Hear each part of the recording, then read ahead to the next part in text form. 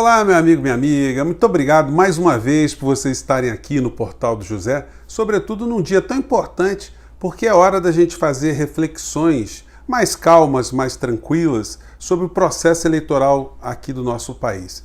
Quem ganhou, quem perdeu, dá para a gente fazer esse tipo de análise?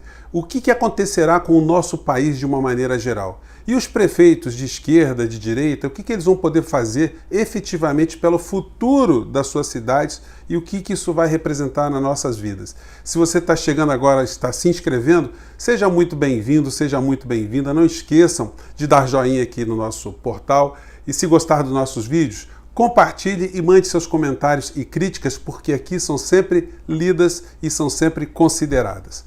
Gente, eu tenho visto muitas avaliações em todos os veículos de comunicação sobre as eleições aqui no nosso país. Mas a impressão que eu tenho é que tem muito analista de árvore, ou seja, a pessoa fica concentrada num único objeto e esquece de analisar o entorno todo que cerca aquela árvore, o que está acontecendo na floresta. Eu gostaria de chamar vocês aqui para uma reflexão, fazendo aqui uma metáfora, né? Vamos imaginar, por exemplo, que além do Brasil, tivéssemos eleições lá no Haiti, né? O Haiti é um país capitalista, onde existe o livre empreendedorismo, o Estado é mínimo, né? Enfim, todo esse receituário neoliberal. Mas o Haiti nunca é lembrado como exemplo do neoliberalismo. Vamos imaginar o seguinte, lá no Haiti nós temos esse tipo de cenas aqui, uma senhora passando, né, uma moça, um rio totalmente assoreado por lixo, aqui o centro da cidade, uma rua absolutamente repleta da desordem urbana, uma criança na beira de um rio aqui cheio de lixo, enfim. E aqui a desordem urbana de uma maneira geral. Isso que está acontecendo, ou que acontece no Haiti, não é privilégio do Haiti. Existem vários Haitis dentro do nosso país. E o que o prefeito pode fazer para dar conta desses graves problemas? A sociedade, de uma maneira geral, ela pode incorrer num risco de fazer uma avaliação totalmente equivocada, achando que o prefeito pode resolver problemas de emprego, de saúde, saneamento, resolver todos os problemas. Isso não é verdade, isso não é possível. Na estrutura que nós temos de organização política do nosso país, os principais programas que atingem as nossas vidas, eles dependem de orçamento público federal. Isso significa que saneamento básico, educação a longo prazo, investimento em ciência e tecnologia, a infraestrutura do Estado de uma maneira geral, serviços públicos de uma maneira geral, a repartilhação de verbas, isso tudo depende de uma política global feita pelo orçamento público da União. Então os prefeitos, eles adotam um comportamento como se fossem síndicos de determinadas regiões. Isso com muitas limitações. Eu pergunto a vocês, é possível você ter uma família feliz, uma família tranquila, uma família próspera, num bairro absolutamente degradado, infeliz e abandonado? É possível você ter um bairro feliz, um bairro que seja uma ilha numa cidade absolutamente miserável, injusta, degradada? Do mesmo modo, é possível você ter o seu município absolutamente bem tratado, o seu município que seja uma ilha num país que seja absolutamente injusto e miserável? Bem, quem me acompanha aqui há algum tempo sabe que eu tenho um empreendimento, eu tenho um bar, restaurante, que está fechado nesse período, agora no centro do Rio de Janeiro, na Lapa. Muitos dos meus colegas empreendedores ficaram muito revoltados com o descaso da Prefeitura do Rio de Janeiro para o centro da cidade. E eu sempre discutia com eles que, além da ação concreta de um prefeito, nós teríamos outros problemas também que, se não fossem tratados, não iriam resolver nosso problema nunca. Muitos comerciantes acham que se o prefeito ele tira mendigos, tira camelôs, tira a desordem urbana da sua região, que o problema está resolvido. Mas isso é uma grande falácia, porque um país que produz tanta gente excluída, gente miserável, gente sem emprego, gente marginalizada, moradores de ruas no Brasil inteiro, não há prefeitura que dê conta desse problema. Não basta retirar pessoas que estão em estado de miserabilidade de uma região e jogar para outra. Você transforma o problema da tua região no problema do próximo, no problema do vizinho. E os prefeitos no Brasil inteiro, eles vão lidar com esses problemas. E se a gente pudesse fazer aqui um balanço de quem ganhou e quem perdeu, a gente pode cravar aqui que o Bolsonaro e o bolsonarismo perderam, mas o modelo neoliberal não perdeu. O modelo neoliberal, ele parece que anda escondido no meio dessas discussões todas e ele cada vez mais continua a avançar, ou pelo menos ele continua a resistir. Dá para a gente dizer que a esquerda foi também uma grande derrotada dessas eleições? Não, também não dá para a gente cravar desse modo, porque a esquerda representa uma linha de pensamento que já vem há muito tempo aqui no Brasil e na humanidade. Isso não se esvai. O sentimento de solidariedade, o protesto, ou a luta contra as injustiças sociais, pela afirmação do nosso povo, pela escolarização, enfim, direitos sociais fundamentais, essas lutas não acabam jamais. Eventualmente, uma prefeitura ou outra pode cair na mão da direita, da ultradireita, de pessoas que se auto-intitulem conservadoras nos costumes, que são sempre discussões paralelas e superficiais. Você eleger um prefeito que diz que acredita em Deus, que é pela família tradicional, que, enfim, tem lá uma religião A ou B, isso não resolve o teu problema concreto. Não adianta você tentar fazer gestões superficiais, fazer poda de árvore, pintar meio fio, reparar asfalto, cuidar de algum ponto da desordem urbana, se a produção de injustiças no nosso país ela não cessa. E nesse particular, o modelo econômico do nosso país ficou intacto. Todos os prefeitos que foram eleitos vão ter que lidar com essa realidade e o ano de 2021 vai ser um ano muito difícil, porque o orçamento vai ser um orçamento menor e, diga-se passagem, nós não temos ainda o orçamento federal para 2021, então nós estamos numa situação onde vários prefeitos vão administrar apenas o caos. É claro que numa eleição como em São Paulo, se nós conseguirmos eleger Boulos para prefeito da cidade de São Paulo, você tem ali um tambor de ressonância que não vai dar conta dos problemas da maior parte das pessoas em São Paulo. No entanto, o debate sobre os problemas ele acaba sendo elevado, ele acaba sendo colocado em outras perspectivas, em outros questionamentos. Isso, sobre esse aspecto, é muito importante. Para dizer que nem tudo foi catástrofe, aqui no município de Niterói, aqui no Rio de Janeiro, o prefeito eleito foi o Lars Grael. Aliás, o Axel Grael, né? Irmão do medalhista olímpico, enfim, de vela, né? E ele se elegeu numa coligação de esquerda.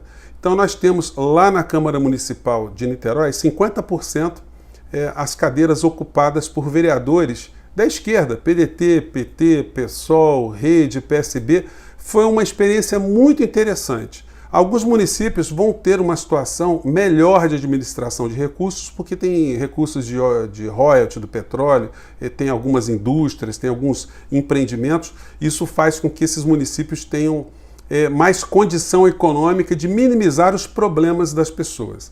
Como eu disse a vocês, não adianta a gente ter cidades pintadinhas, arrumadinhas e a produção da miséria no nosso país ser incessante. E a gente não precisa adotar modelos tão estratosféricos. Se a gente levar em consideração o que era a Coreia do Sul nos anos 70, eles tinham o IDH mais baixo do que o IDH do Brasil. O que eles fizeram? O básico: educação, educação, educação, ciência e tecnologia, desenvolveram o seu país, desenvolveram o seu povo, ofereceram mais condições de oportunidades para todos os sul-coreanos, escolarizaram o país todo de uma maneira geral, ofereceram a distribuição de direitos sociais e hoje você tem um povo que tem as suas condições materiais e sociais supridas e cada um pode buscar a sua felicidade para o lado que quiser. E é aquilo que a gente sonha para o nosso país também. Mas ainda fazendo essas contas de quem se deu bem e quem se deu mal, o presidente da República, a gente já tinha comentado aqui que é uma pessoa que não tem noção alguma, não tem responsabilidade e muito menos respeita a liturgia do cargo que ocupa. Ele desceu da condição de presidente da República para apoiar uma campanha de vereadora no município de Angra dos Reis que teve a ridícula votação de 266 votos para vereador. Me refiro à senhora Valdo Açaí. O presidente não teve menor pudor e meteu a cara para fazer a campanha da senhora Val. Vamos acompanhar aqui como é que foi isso. Vamos lá. Eu orientei agora, fui candidato a vereadora aí por Lendas Reis, e você, né, na medida do possível, eu peço a você que vote na Val. Né? Nós estamos votando até o nome Val Bolsonaro, está autorizado. Que ela vai ser uma representante da região, uma ligação que ela tem comigo há muito tempo, que pode ajudar a desenvolver o município. Então peço a vocês aí que votem na Val Bolsonaro, ou a Val do Açaí, que mora aí na Vila Vitória. Gente, então foi degradante, humilhante. Eu não queria estar na pele dessa senhora, a Val do Açaí, que foi apontada por várias matérias como uma pequena laranja, né, do gabinete de Bolsonaro, né, dessas histórias que estão eclodindo aí para cima e para baixo. Então, qual é o cenário que a gente tem diante disso tudo que nós estamos vendo para 2022? Bom, emergencialmente, seria muito importante que as candidaturas alinhadas politicamente com a esquerda tivessem sucesso, mas elas não terão uma vida muito fácil. Como disse a vocês, a maior parte das prefeituras que foram conquistadas no Brasil é composta por pessoas que são alinhadas ao modelo econômico neoliberal, que quer privatizar, enxugar o Estado mínimo, porque várias transações de privatizações geram negócios, né? E esse pessoal gosta muito de se meter em negócio. A família presidencial é o exemplo claro dessa história aí, quando eles se metem em lobby de armas, lobby de cassinos e outros lobbies que a gente nem faz ideia também, né? Então, para 2022, a gente tem um presidente da República que se elegeu em 2018 sem um partido político, um partido nanico, e o que ele fez? Ao invés dele hidratar o partido, fazer o partido crescer, ele destruiu o partido. Criou uma série de inimigos, adversários, e não conseguiu construir um partido para lhe dar capilaridade em municípios com vereadores e prefeitos e no país inteiro. Então ele foi um país um presidente autodestrutivo. O presidente destruiu a sua própria imagem, a sua própria capilaridade. Ele deve estar contando apenas com uma estrutura de redes sociais e uma estrutura auxiliar muito poderosa que não foi analisada e investigada ainda pelos grandes analistas que nós temos no cotidiano, que são as igrejas neopentecostais alinhadas com o governo Bolsonaro. E aí não são todas, porque a maior parte dos evangélicos não são estúpidos. Eles defendem a sua fé, defendem a sua crença, mas por incrível que pareça, se todos os evangélicos no Brasil caíssem nas manhas desses vigaristas, aí a gente estava mesmo perdido de uma vez por todas. Então, essas criaturas que fundaram essas agremiações empresariais travestidas de igrejas, eles vão estar com o governante, seja o governante quem for, de esquerda, direita, centro e baixo, não querem nem saber, contanto que eles consigam algum tipo de benefício, algum tipo de vantagem. E é com essa estrutura que Bolsonaro está contando, com apoio nas suas redes sociais, que para as próximas eleições estará absolutamente numa configuração diferente. Porque todo tipo de picaretagem, de vigarice e fake news que aconteceram a partir de 2018, para 2022 elas serão muito mais contidas, até porque o exército desses soldados das fake news, vários deles estão fora das redes, vários estão processados e vários já são oposição ao bolsonarismo. Nós teremos então em 2022 uma luta pelo modelo econômico melhor para o nosso país. Se é um modelo econômico de libertação, um modelo econômico que invista prioritariamente, como na Coreia do Sul, se investir em educação para criar condições no nosso país, que enfrente a questão da dívida pública, que é tão ressaltada pelo pessoal da professora Fatorelli, como isso influencia o nosso destino, o nosso cotidiano.